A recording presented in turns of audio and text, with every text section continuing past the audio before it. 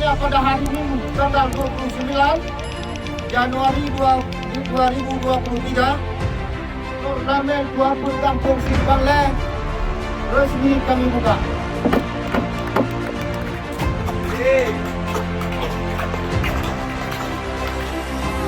Penonton harap ke dalam tali, dua tali yang dijaga dua tali penonton dalam tali nombor ya, harap dalam dulu.